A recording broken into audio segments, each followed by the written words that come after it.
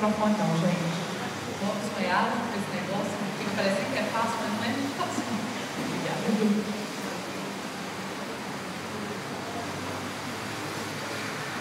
Graças a Deus, Jesus, amém? É interessante que o Du orou pelos planos e pelos projetos, e é exatamente sobre isso que eu queria começar falando. Janeiro é um mês engraçado, né? Porque a gente já termina o ano assim, eu pelo menos sou assim, eu sou daquelas que gostam que dezembro passa logo, para chegar o tempo da festa logo, de encontrar com a família, de ver o povo, e principalmente que o ano termine logo, porque é comum nessa época da renovação do ciclo, nessa época de encerrar um período e começar outro período, que a gente se enche de expectativas, né? E 2018 foi um ano muito conturbado, não só para o nosso país, mas quantas pessoas, né, viveram situações tão difíceis, e é normal que nessa época de finalzinho de ano, início de outro ano, a gente renove as nossas expectativas, renove as nossas esperanças, e a gente vive esse período até chegar a dezembro. Não, o ano que vem tem promessa, tem isso, tem aquilo, tem metas, tem planos, tem novos projetos, tem coisas para acontecer, e aí janeiro chega. E hoje, como disse o Du, já é dia 20 de janeiro, janeiro já está acabando, já tem gente emitindo opinião sobre o ano, né? 2019 está assim, 2019 passado, o novo ano que chegou foi assim.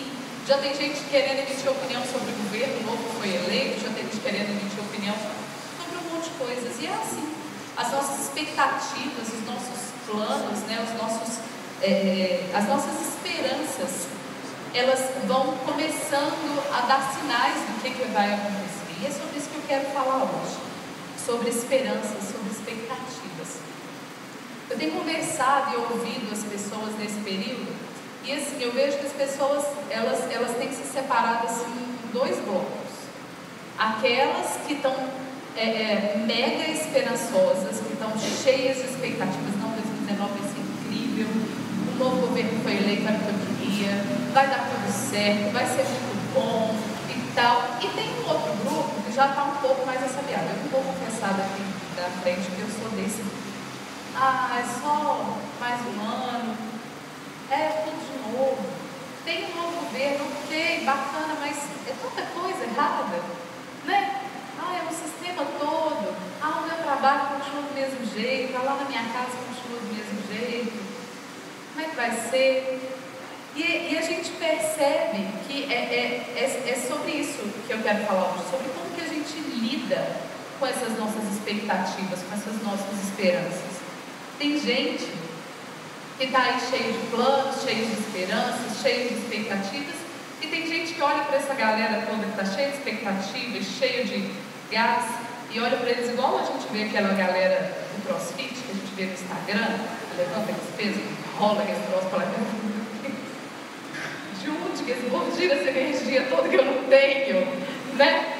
A gente fica olhando para eles assim, uma preguiça. Eu não vou falar que eu estou nesse grupo aí não, tá, gente? Mas eu não quero falar só sobre política hoje, não. Eu quero falar sobre a nossa esperança. Esse grupo que está desanimado, está cansadinho, aí a gente fica procurando, né? Onde que a gente vai depositar a nossa esperança? Como? De onde que eu vou tirar a energia? De onde que eu vou tirar a força? E aí, a gente analisando assim, a gente pensa assim, são só dois modos diferentes de encarar as coisas. Tem gente que é otimista, tem gente que é mais pessimista, tem gente que vê o copo meio cheio, tem gente que vê o copo meio vazio. Isso é normal de acontecer, né? Como é que a gente pode pensar o que vai acontecer no futuro? É tudo tão incerto, tudo tão impalpável. Como que a gente lida com isso? Olhando assim, as duas formas de enxergar as coisas parecem bem opostas, né? Um é otimista, outro é pessimista. Um vê o copo meio cheio, outro vê o copo meio vazio. Mas aí eu comecei a refletir sobre o texto que a gente vai ler. O projeto é normal. E eu comecei a perceber que as duas coisas são uma só. Vou explicar para vocês. O texto que a gente vai ler é lá em Jeremias. Jeremias 17, 5 e 6. Vamos ficar de pé para a gente ler? Aliás, a gente vai ler do 5 ao 10.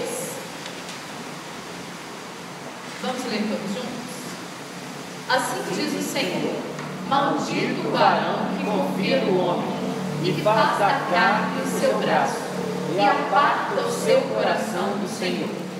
Pois é como um junípero no deserto, e não verá vir bem algum. Antes morará nos lugares secos do deserto, em terra salgada e inabitável. Bendito o varão que confia no Senhor, e cuja esperança é o Senhor. Porque é como a árvore plantada junto às águas, que estende as suas raízes para o ribeiro, e não receia quando vem o calor, mas a sua folha fica verde, e no ano de sequidão não se afadiga, nem deixa de dar fruto. Enganoso é o coração, mais do que todas as coisas, e perverso. Quem poderá conhecer? Eu, Senhor, esquadrinho a mente, eu provo o coração, isso para dar a cada um segundo os seus caminhos e segundo o fruto das suas ações. Vamos orar a Ti, tá?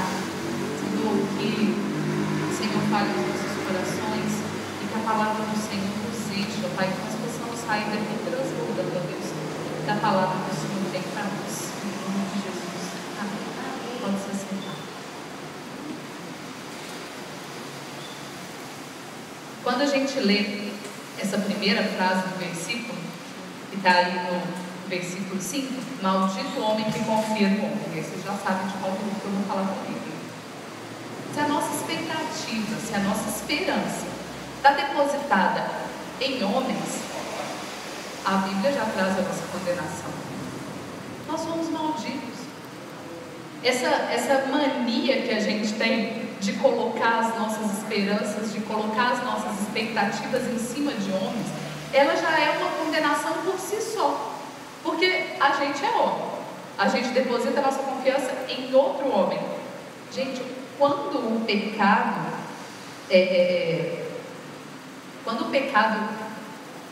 corrompeu o homem, quando o pecado entrou na vida da gente, entrou no nosso coração, ele destrói o nosso caráter de forma completa, de forma profunda. Não sobra nada de bom na gente, em nenhum homem. Todos nós somos iguais. Se eu pego as minhas esperanças, as minhas expectativas e deposito em um homem, em uma pessoa, como é certo que eu vou ser frustrado? Porque essa pessoa está corrompida pelo pecado. E o outro grupo, né, a gente pensa assim, o outro grupo não está depositando expectativa em ninguém, está desesperançoso, não está vendo futuro em ninguém. Mas vamos analisar direitinho como é que está essa galera. Eu fui pesquisar, aí nessa versão que a gente leu, eu trouxe um outro nome da planta, junípero, que falou. Na versão que eu li, falava de um arbusto no deserto. Lá fala do junípero no deserto. É um arbusto, é uma árvore. Tem umas outras versões que traz o nome de tamargueira. Eu, como vocês sabem, sou bióloga, sou professora de biologia, apaixonada por botânica, fui pesquisar pela bendita da tamargueira. Que planta que é essa?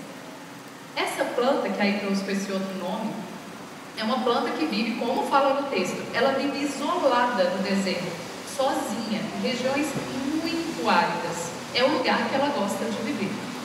Ela vive em lugares tão secos, que ela tem a capacidade de produzir raízes e estender raízes por até 30 metros para procurar por água. E essa água, quando ela encontra, pode até ser água salgada, porque ela tem a habilidade, ela tem a capacidade de pegar essa água salgada, usar só a água e desprezar o sal pela pontinha das folhas. Ela joga esse sal fora. Aí você pensa assim, nossa, eu bióloga, gente, juro, o lado biólogo fica louco, a gente é apaixonado com esse negócio. Que planta incrível, que modo de sobrevivência incrível que ela tem. Ela está lá no meio do deserto, quando ela consegue água, pode até ser salgada, que ainda assim ela consegue sobreviver com essa água. Só que sabe o que acontece com esse sal que fica lá acumulado na folhinha dela? Quando essa folhinha cai no chão, ela torna o solo do lugar ainda mais salgado, ainda pior para a sobrevivência.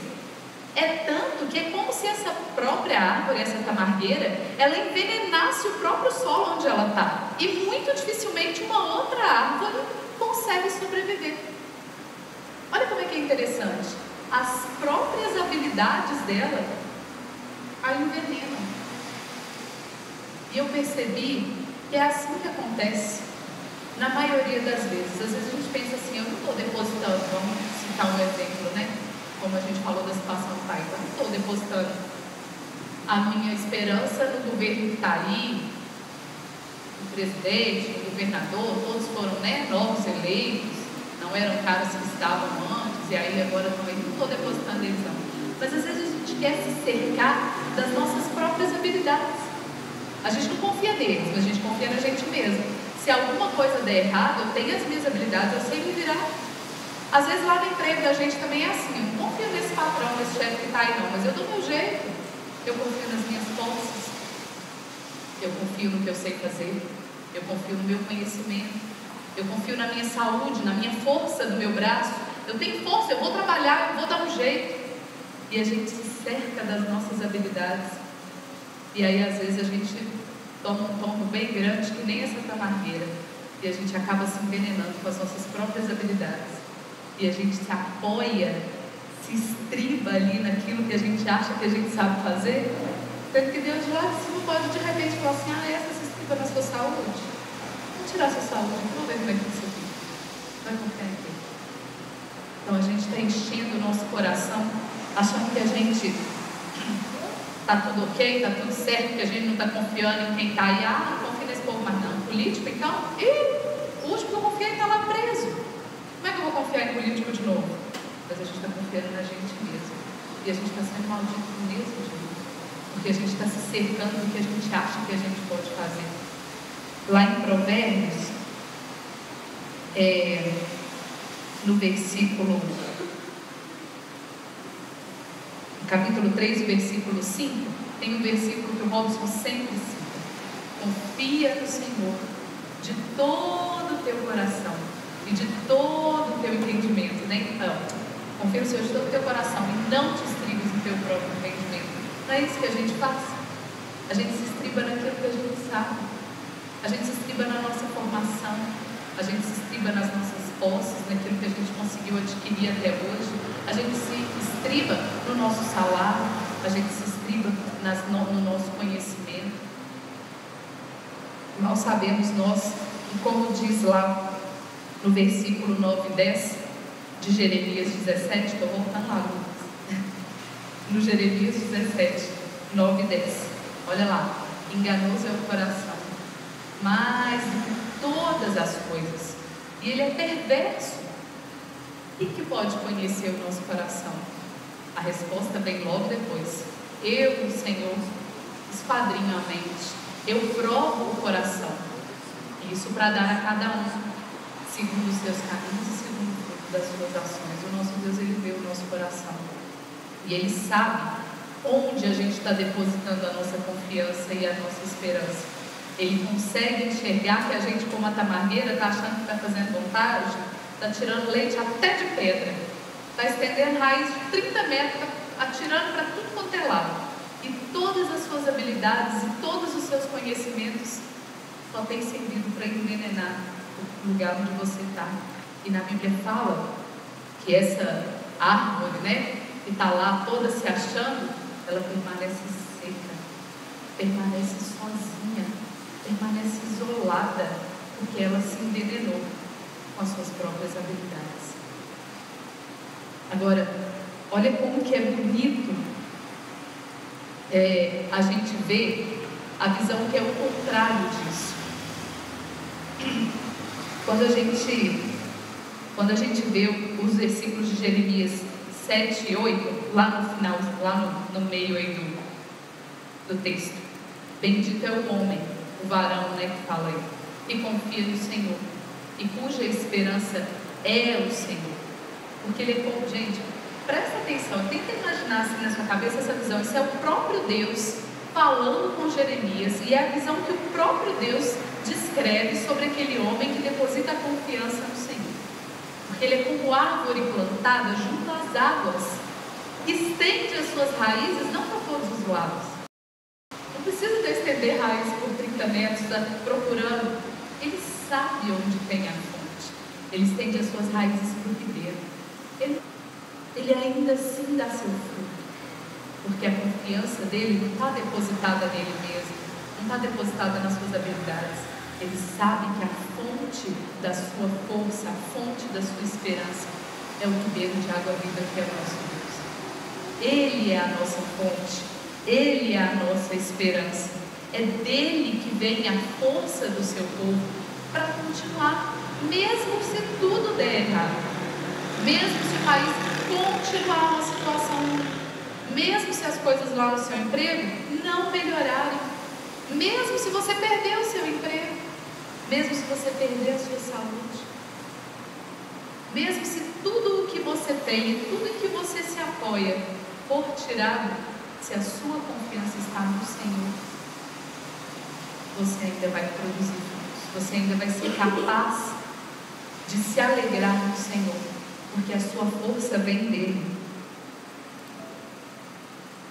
Lá em Isaías, no capítulo 40, eu vou ler só alguns versículos lá no finalzinho. É versículo 28 a 31. Fala assim, eu vou ler aí no intervalo com vocês. Não sabes? Não ouviste que o eterno Deus, o Senhor, o Criador dos confins da terra, não se cansa, nem se fadiga, e inescrutável é o seu entendimento. Ele dá força ao cansado e aumenta as forças ao que não tem nenhum vigor. Os jovens se cansarão e se fadigarão, e os mancebos, são os mais jovens ainda, cairão. Mas os que esperam no Senhor renovarão as suas forças, subirão com asas como águias, correrão e não se cansarão, andarão e não se fatigarão. Falei com o Henrique que eu quase coloquei ele numa roubada. E eu me lembrei, eu cheguei nesse texto porque eu me lembrei de um hino que a gente cantava quando eu era criança. E fala exatamente isso. O coro dele é assim: os que esperam no Senhor. Vai, denuncia o presbiterianismo junto comigo. Renovar-se-ão. Vocês lembram? Crescerão em vigor, subirão até as alturas, correrão e sem fadiga andarão, sem se cansar. Correrão e sem fadiga andarão, sem se cansar. Voarão e nas alturas como águias serão. Olha como é que a gente olha e volta lá no início naquela história da galera do CrossFit. Quando eu lembrei desse corinho, eu fiquei lembrando dessa figura. De eu ver a galera lá do CrossFit. Jesus, que energia é essa que eu não estou vendo? Que força é essa para voar lá nas alturas como águia, ver tudo que está acontecendo aqui do meu lado? E a Bíblia fala que aquele que espera no Senhor, aquele que confia no Senhor, vai ter força, muito mais do que os jovens, muito mais do que os meninos. Os meninos estão caindo de depressão, na droga, estão caindo de cansados mesmo. Não tem energia mais para nada, não tem paciência mais para nada, não tem força mais para nada. Essa força vem do nosso Deus. Ela não vem da força do nosso braço, ela não vem da força do nosso trabalho, ela não vem das nossas habilidades, ela não vem das nossas forças. Daqui a pouco vai ser o momento de nós ofertarmos. Como toda a igreja já sabe, nós passamos por sérios problemas financeiros e que cada vez tem ficado mais sérios. Isso é sinal de que a nossa confiança deve estar depositada no lugar errado, porque está faltando sustento dentro da casa do nosso Deus. Isso é a nossa casa, é a casa que Ele nos deu para nós estarmos juntos, para nós congregarmos juntos, e nós não temos tido desprendimento. Gente, eu estou me colocando no grupo mesmo. Nós não temos tido desprendimento, a generosidade suficiente para manter a nossa própria casa. Onde está a nossa confiança? Até quando que a gente vai confiar no que a gente tem? Até quando que a gente vai confiar no nosso próprio bolso? Na reserva que a gente tem lá no banco? Ah, não posso, porque senão vai faltar aqui, eu não posso, porque senão vai faltar ali. E o que está faltando aqui? Aqui também é a nossa casa. Aqueles que confiam no Senhor vão ter força para fazer isso daqui. O que eu oro e peço a Deus é que Ele nos alimente, e que Ele nos dê e nos encha com essa fonte de água viva, que é Ele mesmo.